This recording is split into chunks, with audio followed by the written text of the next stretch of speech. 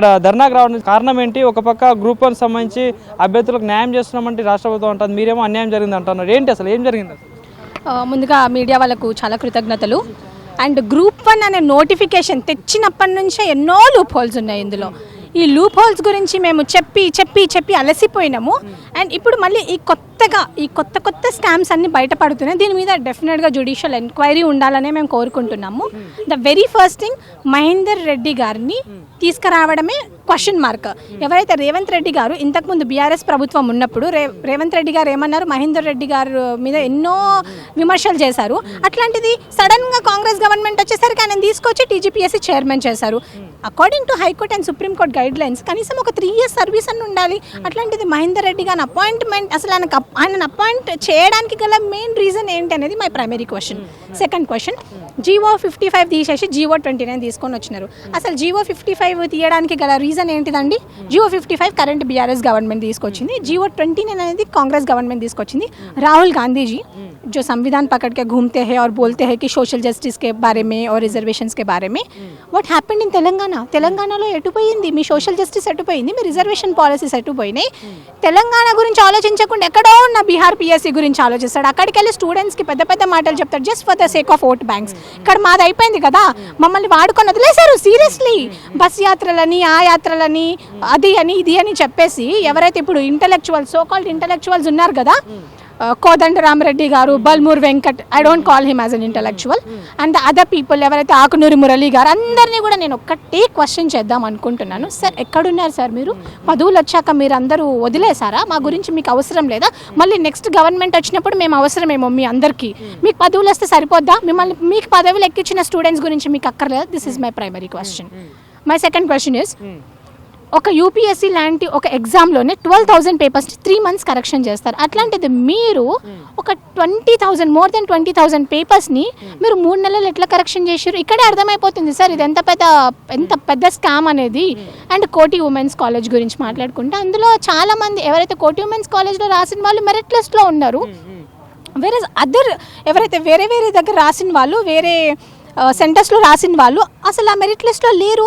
అంటే ఉమెన్స్ కాలేజ్లో only women's మాత్రమే రాయాలా? మరి అట్లాంటప్పుడు యూపీఎస్సీ అనే ఒక బాడీ మరి ఎందుకు జెండర్ బయాస్డ్గా లేదు? ఎందుకు మీరు మాత్రమే జెండర్ బయాస్డ్గా? ప్రధానంగా వాళ్ళు ఏమంటా ఉన్నారంటే అంత ఎగ్జామ్ అంతా ప్రాపర్గానే జరిగింది, కానీ స్టూడెంట్స్ అందరూ కరెక్ట్గా ప్రాపర్గా ఉన్నారు. ఎవరైతే వీళ్ళు ఆందోళన చేసే వీళ్ళంతా ప్రతిపక్షాలు వీళ్ళని రెచ్చగొడతా ఉన్నారు, పేడ్ బ్యాచ్ అంటూ కూడా వాళ్ళు ప్రధానంగా ఆరోపిస్తూ ఉన్నారు. సో దీన్ని మీరు ఏమంటారు మరి? పేడ్ బ్యాచ్ అని ఎవడైతే అన్నాడో వాడే పేడ్ బ్యాచ్. ఎందుకంటే మేము ఇప్పుడు కాదండి 10 నెలల నుంచి ఉద్యమాలు చేస్తున్నాం. అశోక్ నగర్లో ఒక 10 మందో 20 మందో 30 మందో పేడ్ బ్యాచ్ ఉంటారు. లక్షల మంది స్టూడెంట్స్ పేడ్ బ్యాచ్ ఉంటుందా? ఉందా? ఏ పార్టీ కన్నా అంత దమ్ముందా స్టూడెంట్స్ని కొనే అంత? లక్షల మంది స్టూడెంట్ కూడా కరెక్ట్ ఆస్పిరెంట్స్ చదువుకునే వాళ్ళు బయటికి ఎవరు రావట్లేరు కదా, మీరే ఎందుకు వస్తున్నారు? వాళ్ళ ప్రధాన ప్రశ్న. అంటే హూ సెడ్ దట్ మేము చదువుకోలేదని? మేము అందరం కూడా ఎగ్జామ్లు రాసాము. అసలు మీకు తెలుసా ఏం జరుగుతుంది అనేది? ఆ 563 స్టూడెంట్స్ని మాత్రమే మీరు సాటిస్ఫై చేస్తే సరిపోతుందా? మిగతా అశోక్ నగర్లో లక్షల మంది స్టూడెంట్స్ 10 సంవత్సరాల నుంచి తిండి లేక వాళ్ళు చచ్చిపోతున్నారు అక్కడ అశోక్ నగర్లో. డిప్రెషన్లకు పోయి రీసెంట్లో ఒక అమ్మాయి కూడా సూసైడ్ చేసుకుంది అనేసి బయటకు ఆరోపణలు వచ్చాయి. అంటే ఇంతమంది సఫర్ అవుతుంటే ఏమీ పట్టనట్టు ప్రతిపక్షం అంటే ఫస్ట్ థింగ్ మీకు రేవంత్ రెడ్డి గారు స్టూడెంట్స్ని డిఫెండ్ చేసి అంత మీకు లేదు కాబట్టి మీరు ప్రతిపక్షం అని ఒకటి అంటగడుతున్నారు మాకు. అసలు ఇక్కడ ప్రతిపక్షం అనే వాదనే లేదండి. అఫ్ కోర్స్ అది మేము స్టూడెంట్స్ అయ్యుండి మేము ప్రతిపక్షం దగ్గరికి వెళ్తాము. ఇప్పుడు లక్షలు మేము తెచ్చి అడ్వకేట్లకు ఎట్లా కట్టుకుంటాం చెప్పండి? మేము అడగడంలో తప్పేముంది? బీఆర్ఎస్ని పోయి హెల్ప్ సీక్ చేయడంలో, బీజేపీ ఇంతకుముందు మీ ప్రతిపక్షంలో ఉన్నప్పుడు రేవంత్ రెడ్డి గారు మిమ్మల్ని అడుక్కోలేదా మేము? మరి అప్పుడు ప్రాబ్లం లేదు, ఇప్పుడు ఎందుకు ప్రాబ్లం వస్తుంది మీకు? ఇది నా క్వశ్చన్. అండ్ ఏవైతే ఉర్దూ మీడియం అంటే టాప్ 800లో తెలుగు మీడియం వాళ్ళు ఎందుకు లేరు? ఉర్దూ మీడియం వాళ్ళేమో టాప్ చేస్తారు, తెలుగు మీడియం వాళ్ళు టాప్ చేయరా? అంటే ఇక్కడ మీరు తెలుగు మీడియంని బయాస్గా చూస్తున్నట్టే కదా. And so called ST SC leaders ఎవరైతే ఉన్నారో I feel very pity on you sir. ఎందుకంటే మీ సొంత లాభాల కోసం, సొంత అజెండాల కోసం మీ కమ్యూనిటీని మీరు వాడుకున్నారు. మీరు ఇక్కడ వరకు మీరు రావడానికి మీ కమ్యూనిటీ రీజన్, అది గుర్తుపెట్టుకోండి. ఈరోజు జీవో 29 వల్ల ఎస్సీలు చాలామంది నష్టపోతున్నారు. అది తెలిసి కూడా మీరు మంచిగా కనీసం మేము ఫోన్లు చేస్తే ఎత్తారండి. నేను వాళ్ళ పేర్లు కూడా చెప్పొచ్చు, but I will not reveal it. మేము ఫోన్లు చేస్తే కూడా ఎత్తారు, దేమి పట్టనట్టు ఉంటారు. కూడా స్టే చేయడం జరిగింది కదా. సో దీని మీద మరి ఏమంటున్నారు? యాక్చువల్గా మేము జీవో 29 గురించి కోర్టులను కూడా ఆశ్రయించాము. అండ్ ఇప్పుడు ఏవైతే ఈ టీజీపీఎస్లో జరిగిన గ్రూప్ 1లో జరిగిన అవకతవకల గురించి వీటి గురించి ఇప్పుడు కోర్టును ఆశ్రయించడం జరిగింది. అండ్ జ్యుడిషియరీ మీద మాకు ఫస్ట్ నుంచి కూడా నమ్మకం ఉంది. కానీ డిలే అండ్ లాషెస్ మీద ఏవైతే మా కేసులు కొట్టేశారో దానికి మాకు చాలా బాధగా ఉంది. ఎందుకంటే ఎవరైతే సిజోపాల్ గారు సార్ మీరు ఆల్రెడీ ఇంతకుముందు ఒక జడ్జిమెంట్ ఇచ్చారు దట్ ప్రిలిమ్స్లో కూడా రిజర్వేషన్స్ అనేది పాటించాలని చెప్పారు. But now I'm not understanding ఎందుకు మీరు డిలే అండ్ లాషెస్ మీద మా కేసెస్ కొట్టేశారు అనేది అర్థం అవ్వట్లేదు.